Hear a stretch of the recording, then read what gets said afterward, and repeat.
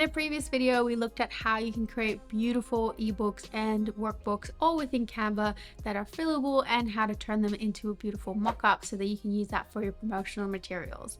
But now in this video, we're going to take that one step further and take your PDFs and turn them into interactive masterpieces of sorts with a free Flipbook online tool that's going to allow your audience to move through your ebook as if it was a magazine once it's embedded in your website, or you can send them directly to the link. And if you stay till the end, I'm also going to show you a few neat little tricks that I've found to turn those flipbooks into GIFs that you can use in the description of your online courses like I do with my Skillshare students, or just on social media to promote your ebook or anywhere else you really want to use it because it just looks freaking cool. And all of it will be using free online tools. So more on that in a little bit, but for now, let's start by creating your flipbook. So this is the ebook we've designed in the previous video. And what you might not know is if you head on over to share within your PDF design and you go over to more, you actually do have some apps that are integrated in Canva that allow you to create a flipbook straight from your Canva design. There are some really great things with them, but I'm assuming you guys don't want to pay for the additional software. So assuming we're on the free version, no matter which tool we're using, I find a lot of these to be quite bulky when it comes to the watermark. So when it's here, it's not so much an issue, but as soon as you get through to opening your magazine or your ebook, that watermark is like right directly behind the ebook, which makes it really hard to get a nice clean looking GIF, which we'll be doing in a little bit. So for that reason, I prefer to actually just export my ebook from within Canva and then upload it into Flipsnack.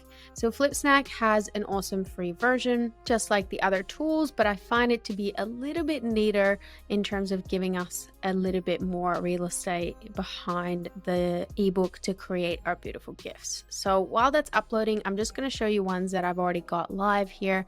So this one has already been published, which is a class guide that I use for my Skillshare classes.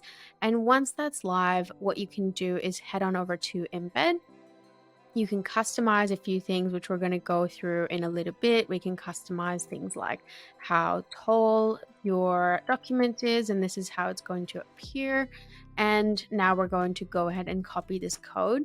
So if you've got a website where you want to embed this kind of ebook, because maybe you want to send people to the website, you don't necessarily want them to download it for whatever reason, then if you've got something like what I've got here, which is Divi, which allows me to just paste in a code, no matter which website builder you're using, there will be some functionality for you to pop in a code.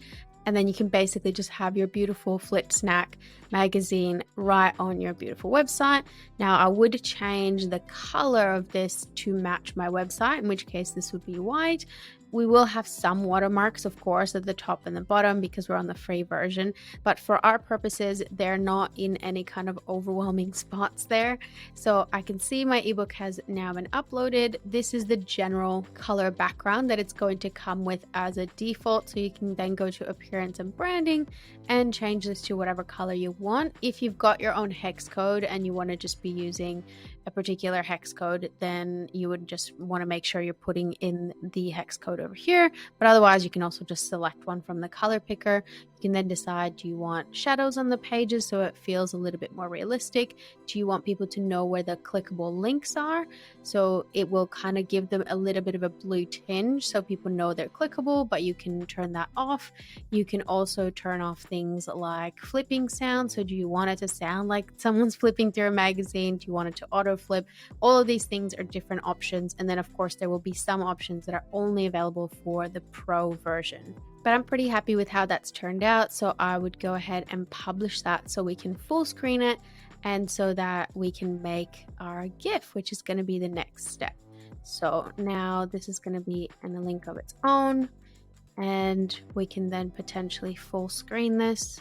So now in order to turn this into a GIF, what I'm going to do is use QuickTime Player, but you can use anything else. I also use a Chrome extension called Screencastify from time to time. So whatever you use to do your screen recordings is just fine. and then making sure we're leaving enough room for the book to open up. We're going to hit record and we're going to start flipping straight away.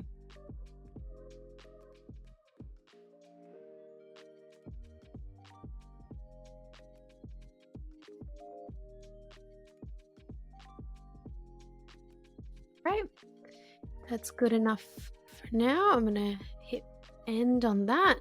Now I did have to restart, so I can trim this directly in here, or I can trim it using the tool we're going to go to next.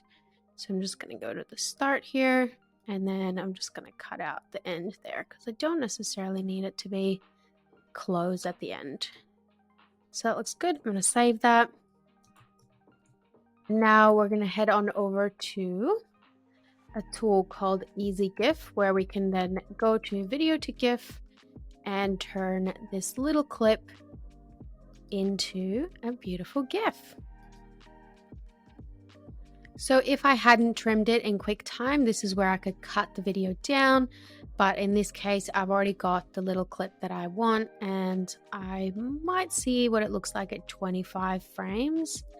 Let's have a look. And then in terms of sizing, you don't necessarily need it to be too big. So it does depend on how you're using your GIF, but obviously the bigger it is and the more frames per second you have, the larger the GIF is going to be. So at the moment it's 3 megabytes. So if I was going to be using this in like an email newsletter, that's probably too big. So I would try to bring the size down and potentially reduce my frames per second as well, which will make it look a little bit more glitchy, but it just depends on how nice and neat you need it to be. I think that looks pretty good.